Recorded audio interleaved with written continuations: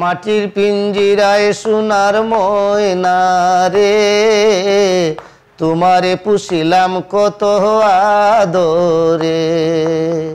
তুমি আমার আমি তোমারে আশা করে, তুমি আমার আমি তোমারে আশা করে, তোমারে পুষিলাম কত আদরে।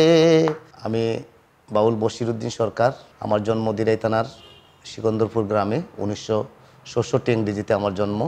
আমি দিরাইতে বসবাস করি। আমার বন্ধু আবিহনে গো, সহে না পরাণে গো, একলা ঘরে রইতে পারি না, একলা ঘরে রইতে পারি না। গান ছাড়া অন্য কিছু করি না। যেমন শাহ আব্দুল করিম বলছেন, আর কিছু চায় না মনে গান ছাড়া। আমারও সেরকম অবস্থা, আমার মনেও গান ছাড়া আর কিছু চায় না।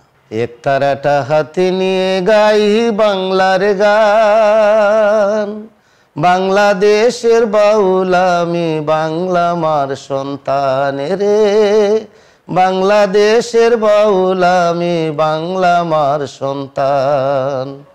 আসলে আমরা বাউল যারা, গানের মধ্যে আমরা স্রষ্টাকে খুঁজে বেড়াই।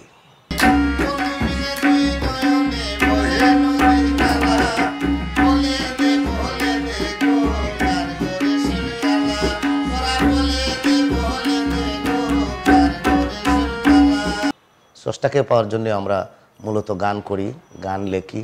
এটাই মনে করি আমাদের আরাধনা।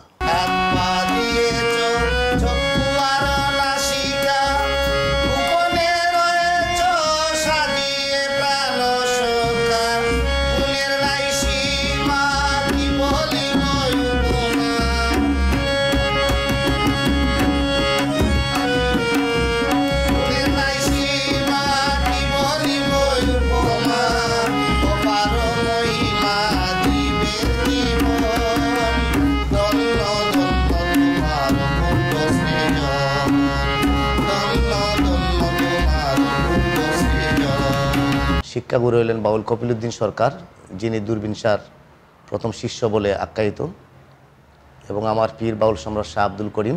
আব্দুল করিম বলে ময়না তোমারে বলি, তুমি গেলে হবে সাদের পিঞ্জিরা খালি।